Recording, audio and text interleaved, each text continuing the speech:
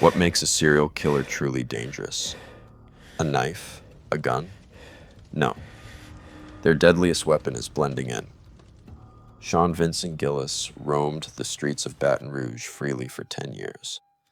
A man who lived like everyone else, who looked like everyone else, yet he carried a horrifying secret. Women vanished, their bodies were found dismembered, and no one suspected him. When he was finally caught in April 2004, the police thought they had apprehended the killer of 3 women. But the words that came out of Gillis's mouth sent chills down their spines. I killed 8 women. How could he commit such brutality for 10 years without being noticed? This is the dark story of Sean Vincent Gillis. Before we begin, subscribe, like, and comment. It really helps us share more true crime stories. Sean Vincent Gillis was born on June 24th, 1962, in Baton Rouge, Louisiana. He began life without a father. Shortly after his birth, his father left the family. Young Sean grew up with his mother, Yvonne, and his grandparents. He was a quiet, introverted child, but that silence would later turn into a dark void. His teenage years were turbulent as well. Neighbors reported that he had anger outbursts at night, attacking doors and trash cans. Some were afraid of him. Others found him strange. Yvonne insisted he was a normal, successful student at school, outwardly different, inwardly a dark Sean. By the age of 17, he had taken his first steps into the law. Minor offenses, traffic tickets, driving under the influence, possession of marijuana, and contempt of court. These seemingly innocent crimes were only the beginning compared to what he would commit years later. As he entered adulthood, he was left alone when his mother moved to Atlanta. He could not maintain his home, lived off financial support from his mother, and unleashed his anger and loneliness through screams. Neighbors reported hearing him shouting across the lawns at night, hurling insults at his mother. By 1994, Sean began his first serious relationship with Terry Lemon. He was now on a path of no return, and the dark step that would change his life forever was about to be taken.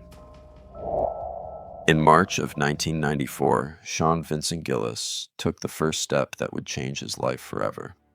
His target was 81-year-old Ann Bryan, who lived in a nursing home called St. James Place.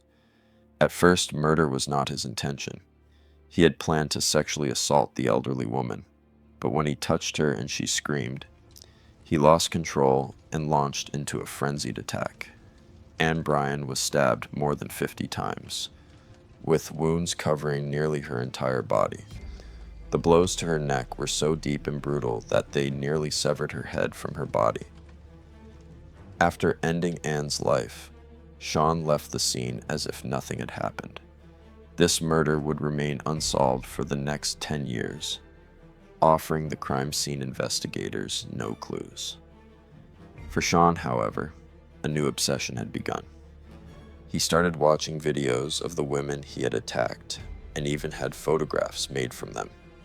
He even showed one of these photos to his girlfriend Terry, trying to gauge her reaction. But Terry remained unaffected by what she saw. For the next 5 years, Sean committed no murders. He did not attack anyone and seemed to live a nearly normal life. Yet there was one striking detail. He had chosen the market where he worked so that it was directly across from Ann Bryan's house. This position allowed him to observe his first victim's home and keep his fantasies alive, a typical behavior of a serial killer, always keeping his crime in plain sight. Sean Vincent Gillis' next target was 30-year-old Catherine Hall, who lived on North Street. Catherine had long been connected to illegal drug dealers and sex workers. On a cold night in January 1999, she climbed into Sean's car, drunk and unaware that it would be the last night of her life. Sean easily overpowered her, wrapping a plastic cord around her neck and tightening it until her breathing was cut off. Taking full control, while she was semi-conscious, he sexually assaulted her for his own gratification. Then, using a knife, he stabbed her in the throat and left eye. After this savage attack, he removed some parts of her body. As with his first murder, Sean made no effort to hide her body. He transported her in the trunk of his car to a rural area and left her there. The corpse was found face down in front of a dead-end road sign in East Baton Rouge. Detectives found no concrete evidence at the scene, though the fact that the body lay in front of a dead-end sign could have been a message. By now, Sean's dark path had turned into an endless spree of violence.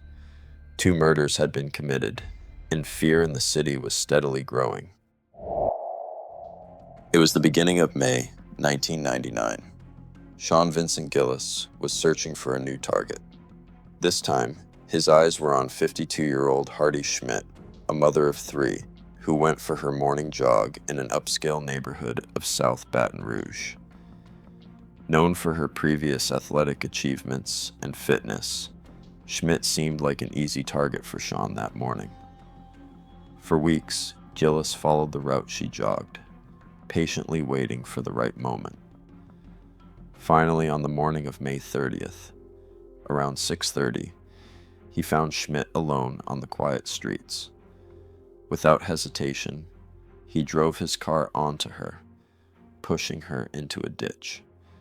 The poor woman, in shock and trying to understand what was happening, was quickly overpowered as Sean wrapped a plastic cord around her neck. Taking full control, he forced her into his car, drove to a nearby park, and sexually assaulted her there. Then, as with his previous victims, he ended her life. He dismembered the body with a knife and loaded it into the trunk of his car. After roaming the city all day with a corpse in his trunk, Gillis finally returned home. The next day, he left her body at the edge of a swamp in St. James Parish, 35 miles from Baton Rouge. The corpse was discovered the following morning by a cyclist. Fear in the city continued to grow. Sean's dark path had now become unstoppable. The years 1999 to 2000 were Sean Vincent Gillis's fastest period. During these 2 years, he targeted a total of 6 victims. On November 12, 1999, he killed 36-year-old Joy Williams, severing one of her legs to demonstrate the extent of his brutality. Then, in January 2000, Leland Robinson. Her body was discovered a month later by a fisherman. At the end of October 2000, he murdered Merlin Levels and left the body at Button Rock along the Mississippi River, 3 miles from her home. The corpse, already beginning to decay, was discovered on Halloween. After killing 6 of his victims, Sean remained silent for over a year. Yet, other women in the streets of Baton Rouge continued to meet horrific ends. Sean was unaware, but there was another serial killer in the city, and Gillis began to notice this rival's presence as he observed him from a distance. During this quiet period, Gillis spent most of his days online, tracking the crimes committed by his competitor. Little did he know, this shadowy figure was making the city even more dangerous. In May 2003, Derek Todd Lee was caught after committing his murders, and the stage returned to Sean Vincent Gillis. For Sean, this silence meant only waiting and planning. He patiently prepared his next move. In October 2003, Sean Vincent Gillis no longer wanted to hold back. His path crossed with 45-year-old Johnny Mae Williams, a divorced mother of 3, drug addict, and sex worker. He knew her. They had been friends for 10 years. But familiarity did not stop Gillis. He took Williams to a secluded location, beat her, strangled her, and then dismembered her. This time, he posed his victim in various positions and took photos, an act he had never attempted before. In February 2004, his final victim was 43-year-old sex worker Donna Bennett Johnston. Drunk, he picked her up in his car near her home, stopped, wrapped a cable around her neck, and strangled her, making the murder even more brutal. He took her left arm with him to use for his own gratification, continuing his perverse connection with the corpse, even after death.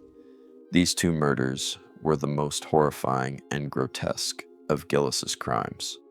Stabbings, strangulations, dismemberments, and repeated attacks even after death.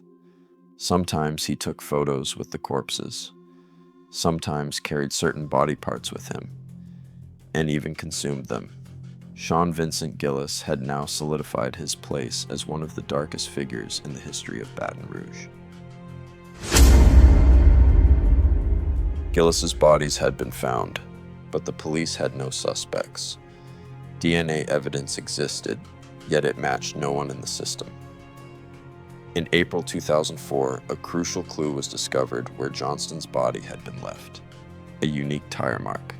This mark belonged to Gillis's white Chevrolet. Photographs and molds were sent to the Louisiana State Laboratory, and the results were shocking. The tire was a rare Goodyear model. Only 90 people in the Baton Rouge area had purchased this tire. Police sifted through sales records, compiling a list of potential suspects.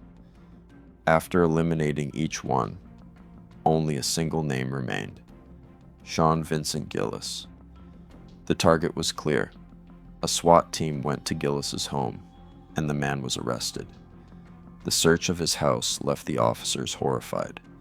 Iron saws, knives, shovels, plastic cables, hard drives, 4 computers, photographs of Johnny May Williams' body, a 14-inch sponge, a wooden club, and newspaper clippings about his last victim, Carrie Yoder. One computer contained a file called Men Murders. Another held Russian necrophilia cases. His home was filled with both fictional and non-fictional serial killer books, and, intriguingly, notes on Charles Manson. Sean Vincent Gillis had been caught in the very center of the dark world he had been building for years. Once all the evidence was gathered, Sean Vincent Gillis broke his silence during questioning. He denied nothing. In fact, during interviews with the police, he confessed to 5 more murders. He even said, "If I were released now, I could kill again." While in prison, a friend of one of his last victims turned in a letter written by Gillis to the prosecutor. In the letter, the killer admitted deriving pleasure from his actions, yet seemed to show some remorse.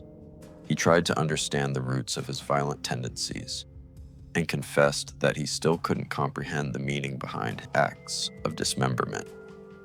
During the trial, Gillis admitted to having complicated feelings toward his mother as a child. He explained that her abandonment deepened the darkness within him. His mother testified to the jury that he had been a well-behaved and normal child with a regular social life. But no matter how much she tried to protect him, Sean Vincent Gillis's true face was that of a monster. In 2008, the court sentenced Sean Vincent Gillis to life imprisonment. He will now spend the rest of his life in a Louisiana state prison. The story of Sean Vincent Gillis became one of the most horrifying serial killer cases in Baton Rouge history. The suffering of his victims will never be forgotten. The dark story of Sean Vincent Gillis ends here, but the traces he left behind and the horror he caused will never be forgotten. If you want to be part of our family and experience more true crime stories, don't forget to subscribe, like the video, and share your thoughts in the comments. See you in the next videos. Take care of yourself.